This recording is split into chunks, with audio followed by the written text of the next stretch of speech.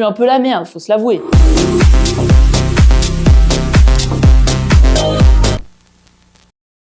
Waouh. J'ai l'impression que ça fait une éternité que j'ai pas pris ma caméra comme ça à bout de bras. Je crois que la dernière fois que j'ai pris ma caméra pour filmer un de mes trainings, faire un vlog un peu comme celui que tu vas visionner aujourd'hui, c'était il y a plus d'1 an et j'avais moins de 1000 abonnés sur la chaîne. Donc là, c'est un peu un retour aux sources, hein, si tu veux. Ça me fait un petit peu bizarre, mais bon, on va essayer de faire du mieux possible pour cette séance. Donc après, pourquoi j'ai arrêté de tourner mes vidéos training? Tout simplement parce que ça marchait pas, hein, voilà. Et je peux pas t'en vouloir parce qu'en soi, quelque part, c'est un peu chiant, hein, les trainings, on va pas se mentir. Hein. Voilà, la muscu en général, de toute façon, c'est quelque chose d'assez chiant. Tu répètes sans cesse les mêmes trainings avec les mêmes mouvements. Quand t'as réussi à faire une rep en plus sur un exercice, t'es au max du max, t'as passé une super journée, très bon training, tu vois. Mais pour le viewer, ça pue un peu la merde, faut se l'avouer. Donc là, ce qui est prévu aujourd'hui en soi, mis à part un bon échauffement, ça va être une séance haut du corps. Donc en ce moment, je tourne sur 4 séances par semaine, 2 séances haut du corps, donc comme celle que tu vas voir aujourd'hui, une séance bas du corps et une séance un petit peu full body, même si c'est pas réellement full body, c'est plus un rappel cuisse et un rappel épaule-bras. Donc 4 séances, c'est vraiment le mieux pour moi en tout cas, en termes d'organisation, que ce soit pour ma vie professionnelle, donc pour le présentiel que je fais en salle de sport et le coaching à distance, que ce soit pour ma vie perso, donc passer du temps avec ma famille et avec mon fils qui est pas encore à l'école, donc il faut bien que je m'en occupe aussi, et avec les vidéos que je fais sur YouTube. Donc 4 séances, c'est vraiment le bon compromis pour toujours avoir un bon volume d'entraînement, mais aussi avoir du temps à côté pour tout le reste de ma life, quoi, finalement. Quand je faisais plus de 4 séances par semaine, donc 5 à 6 séances par semaine, je me sentais toujours fatiguée au quotidien. Du coup, ça avait un impact assez négatif sur tous les autres domaines de ma vie.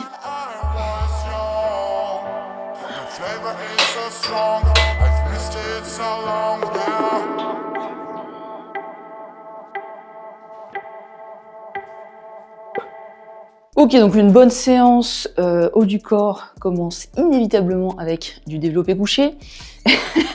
Les avantages de s'entraîner en home gym, c'est que effectivement, tu as la possibilité de faire ce que tu veux, quand tu veux, de mettre la musique que tu veux, et ainsi de suite. Mais l'un des inconvénients majeurs, c'est que voilà, tu es limité en termes de matériel. Donc forcément, les exercices que tu vas faire, donc ça va souvent tourner autour des mêmes exercices.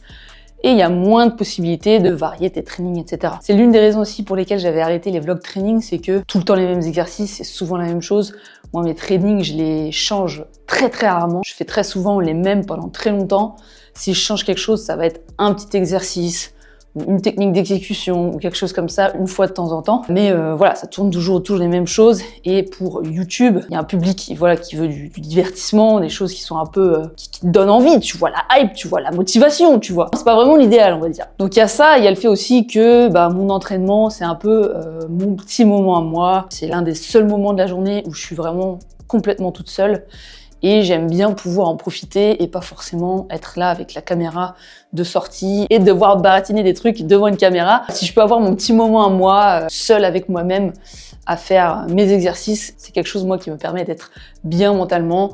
Et voilà, c'est mon petit plaisir de la journée, on va dire.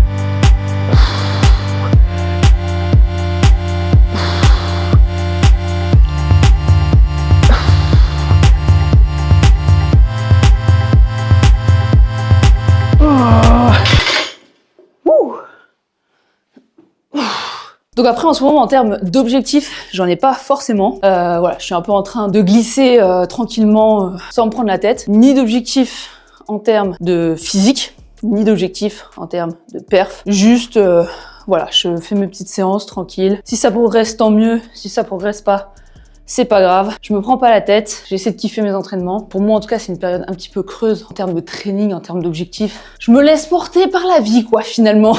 Il y a des moments comme ça. Il y a des moments de ton année qui vont être faits pour mettre l'accent sur ton training, sur ta diète, sur ton entraînement, et d'autres moments qui vont plutôt être faits pour chiller, comme en ce moment, tu vois. En fait, le truc, voilà, je vais t'expliquer le truc. Le truc, regarde. Non mais c'est terrible. J'ai un petit carnet d'entraînement qui se présente comme ceci. Et en fin de compte, ce petit carnet d'entraînement, il est arrivé à sa fin, vois-tu. Octobre 2025, dernière date. Et en fin de compte, j'ai eu la flemme de me procurer un autre carnet d'entraînement, ce qui fait que je ne note plus mes entraînements. Alors que je les ai toujours notés.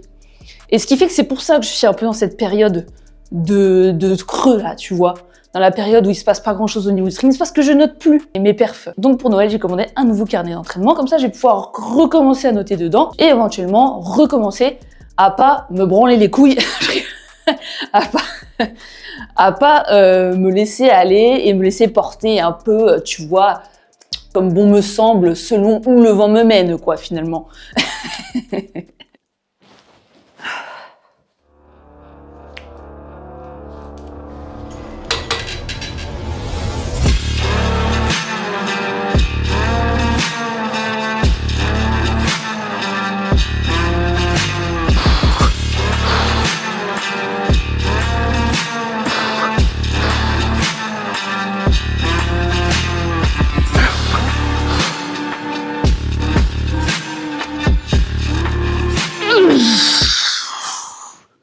Wouh!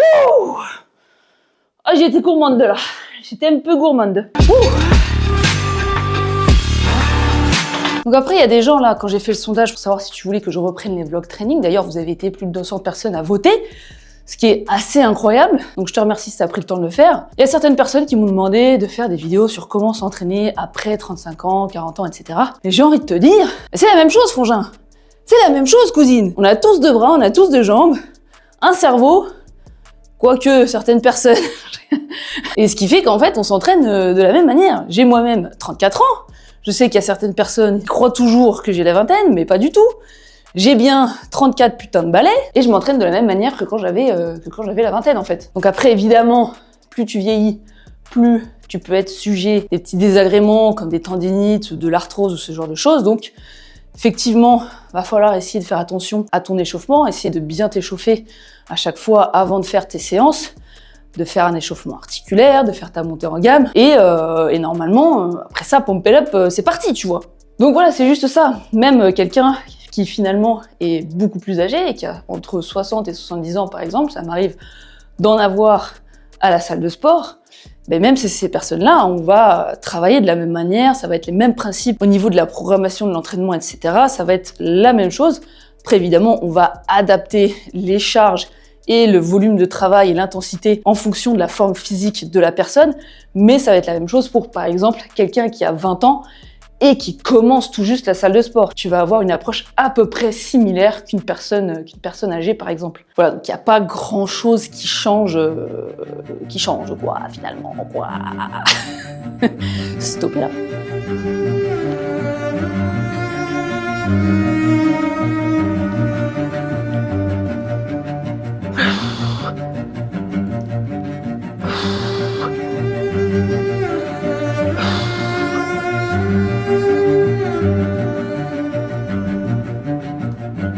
Wesh.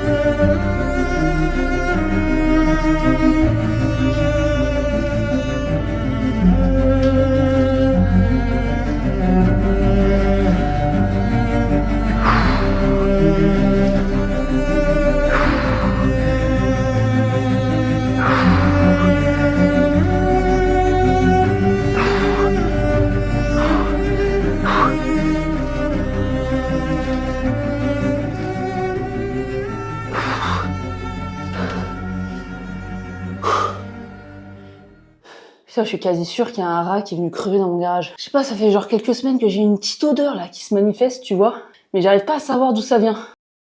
En gros, ce que je fais, c'est une sorte de triset, dans le sens où je vais faire d'abord du rowing à la barre, ensuite du shrugs à la barre, suivi de dips. Si je fais de cette manière, c'est pour gagner du temps, évidemment. Hein. Donc, j'aime bien enchaîner plusieurs exercices pour essayer de maximiser un petit peu mon temps d'entraînement. Ce que je fais en ce moment, c'est en général 3 séries par exercice. Voilà, ça me permet de me dire mentalement, ok, t'as 3 séries, sur les 3 séries, tu donnes vraiment tout à chaque fois. Et je trouve que c'est plus facile mentalement de se dire, j'ai uniquement 3 séries où je dois me donner au max, du RIR moins 10, tu vois, plutôt que de me dire j'ai 4-5 séries à faire sur le même exercice. Inconsciemment, t'as un petit peu envie de t'économiser, tu vois, pour pouvoir réussir à faire des séries supplémentaires. Après, c'est propre à chacun. Moi, je sais qu'en ce moment, en tout cas, c'est le format qui me plaît le plus et avec lequel j'ai l'impression de me donner vraiment au maximum à chaque fois sur mes séries. Donc voilà, quoi.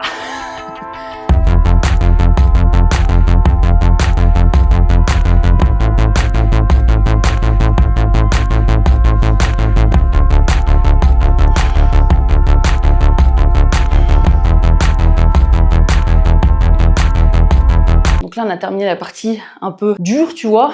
Et là, on va pouvoir passer à la partie un petit peu plus agréable, la partie un petit peu plus fun, c'est-à-dire les bras. Tu connais. Quand on passe aux bras, c'est que on est en fin de séance et qu'on a envie de se faire plaisir, quoi, tu vois.